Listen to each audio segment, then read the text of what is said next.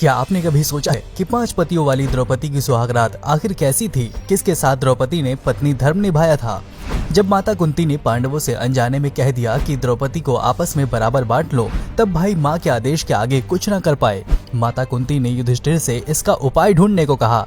अंत में जब कोई रास्ता नहीं निकला, तब ये फैसला किया गया कि द्रौपदी 5 भाइयों से शादी करेंगी। इसके बाद सबसे पहले द्रौपदी का विवाह पांडवों में बड़े भाई युधिष्ठिर के साथ हुआ और उस रात द्रौपदी ने युधिष्ठिर के साथ अपना पत्नी धर्म निभाया। फिर अगले दिन द्रौपदी का विवाह भीम के साथ हुआ और उस रात द्रौपदी ने भीम के साथ अपना पत्नी धर्म निभाया। इसी प्रकार अर्जुन, नकुल और सहदेव के साथ द्रौपदी का विवाह हुआ और इन तीनों के साथ भी द्रौपदी ने अपना धर्म निभाया। यहाँ सोचने वाली बात यह है कि एक पति के साथ पत्नी धर्म निभाने के बाद द्रौपदी ने अपने दूसरे पतियों के साथ अपना पत्नी धर्म कैसे निभाया होगा। आपको बता दें, द्रौपदी को उनके पूर्व जन्म में भगवान शिव ने वरदान दिया था कि वो अगले जन्म में 5 लोगों से शादी करेंगी। इसी वरदान के साथ उन्हें ये भी वरदान मिला था कि वो रोज कन्या भाव की प्राप्ति करेंगी। इसलिए द्रौपदी अपने 5 पतियों को कन्या भाव में ही प्राप्त हुई थी। लेकिन संतान प्राप्ति के लिए भगवान कृष्ण ने ये सुझाव दिया कि हर साल द्रौपदी एक ही पांडव के साथ अपना समय बिताया करेंगी और जिस समय द्रौपदी अपने कमरे में किसी एक पांडव के साथ अपना समय बिता रही होंगी, तब वहाँ कोई दूसरा पांडव नहीं जाया करेगा और कक्ष में जाने से पहले पांडव कमरे के बाहर अपनी पादुकाएं बाहर उतार के जाएंगे, ताकि बाकियों को पता चल सके कि एक पांडव अंदर है। लेकिन क्या आप जानते हैं, श्री कृष्ण के बनाए नियमों के बावजूद भी एक बार अर्जुन के कक्ष में रहते हुए भीम अंदर चले गए थे और द्रौपदी को शर्मिंदगी का सामना करना पड़ा था। एक बार जब अर्जुन अपनी पादुकाएं दरवाजे के बाहर उतारकर द्रौपदी के साथ प्रेम प्रसंग में लीन थे, तभी वहां पर एक कुत्ता आया और खेल खेल में उसने अर्जुन की पादुकाएं उठा ली और पास के जंगल में जाकर उसके साथ खेलने लगा। तभी भीम अपने कक्ष की तरफ जा रहे थे। उन्होंने देखा कि द्रौपदी के कक्ष के बाहर कोई पादुकाएं नहीं रखी हैं। उन्हें लगा कि द्रौपदी के कक्ष में कोई नहीं है और वो कमरे में चले गए। इस तरह से भीम को अपने कक्ष में देखकर द्रौपदी शर्मिंदा हो गईं। साथ ही उन्होंने क्रोधित होते हुए भीम से कहा कि उन्होंने कक्ष में प्रवेश कैसे किया, जबकि अर्जुन ने अपनी पादुकाएं दरवाजे के बाहर उतारी हुई थीं।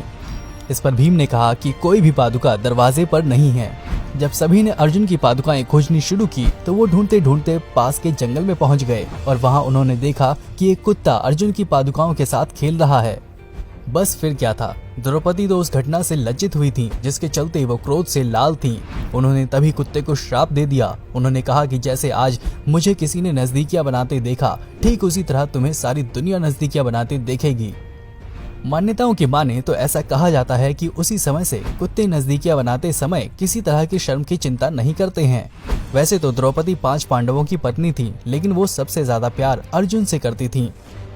लेकिन दूसरी तरफ अर्जुन द्रौपदी को वो प्यार नहीं दे पाए, क्योंकि वो श्री कृष्ण की बहन सुभद्रा से सबसे ज्यादा प्रेम करते थे। एक बार पांडवों के निर्वासन के 12वें साल के दौरान द्रौपदी ने एक पेड़ पर पके हुए सेब को देखा। द्रौपदी ने तुरंत ही इसे तोड़ लिया। तभी वहां भगवान श्री कृष्ण पहुंच गए। भगवान श्री कृष्ण ने बताया कि इसी फल से एक साधु अपने 12 साल का उपवास तोड़ने वाले थे। द्रौपदी ने फल तोड़ लिया था, जिससे पांडव साधु के कोप का शिकार हो सकते थे। ये सुनकर पांडवों ने श्री कृष्ण से मदद की गुहार लगाई। भगवान श्री कृष्ण ने कहा कि इसके लिए पांडवों को पेड़ के नीचे जाकर केवल सच बोलना होगा। अगर कोई ऐसा करेगा तो फल ऊपर पेड़ पर वापस लग जाएगा। सभी ने ठीक वैसा ही किया। सबसे पहले युधिष्ठिर पेड़ के नीचे आए। युधिष्ठिर ने पांडवों के साथ हुए सभी बुरे घटनाक्रमों के लिए द्रौपदी को जिम्मेदार ठहराया। युधिष्ठिर के सत्य वचन कहने के बाद फल जमीन से 2 फीट ऊपर आ गया। फिर भीम पेड़ के नीचे आए। भीम ने कहा कि वह धृतराष्ट्र के सभी पुत्रों को मार देंगे। युधिष्ठिर के प्रति उनके मन में बहुत श्रद्धा है, लेकिन जो भी उनके गधे का अपमान करेगा वो उन्हें मृत्यु के घाट उतार देंगे। इसके बाद फल 2 फीट और ऊपर चला गया। अब अर्जुन की बारी थी। अर्जुन ने कहा कि जब तक मैं युद्ध में कर्ण को मार नहीं दूंगा, तब तक मेरे जीवन का उद्देश्य पूरा नहीं होगा। मैं इसके लिए कोई भी तरीका अपनाऊंगा, चाहे वो धर्म युद्ध ही क्यों ना हो। अर्जुन के बाद नकुल और सहदेव ने भी कोई रहस्य न छुपाते हुए सब सच सच कह दिया। अब केवल द्रौपदी बची थी। द्रौपदी ने कहा कि मेरे 5 पति मेरी आंख, कान, नाक, मुंह और शरीर की तरह हैं। मेरे 5 पति हैं, लेकिन मैं उन सभी के दुर्भाग्य का कारण हूँ। लेकिन द्रौपदी के ये सब बोलने के बाद भी फल ऊपर नहीं गया। तब श्री कृष्ण ने कहा कि द्रौपदी कुछ रहस्य छुपा रही हैं। तब द्रौपदी ने अपने पतियों की तरफ देखते हुए कहा कि मैं आप 5 से प्यार करती हूँ, लेकिन मैं किसी और से भी प्यार करती हूँ। वो और कोई नहीं, कर्ण है।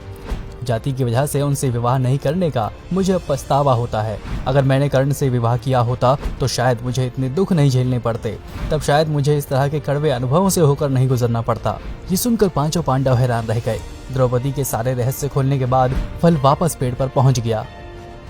इस घटना के बाद से पांडवों को यह एहसास हुआ कि 5 बहादुर पतियों के होने के बावजूद वो अपनी पत्नी की जरूरत के समय रक्षा करने नहीं पहुंचे। जब द्रौपदी को उनकी सबसे ज्यादा जरूरत थी तो वे कभी उनके साथ खड़े नहीं हुए।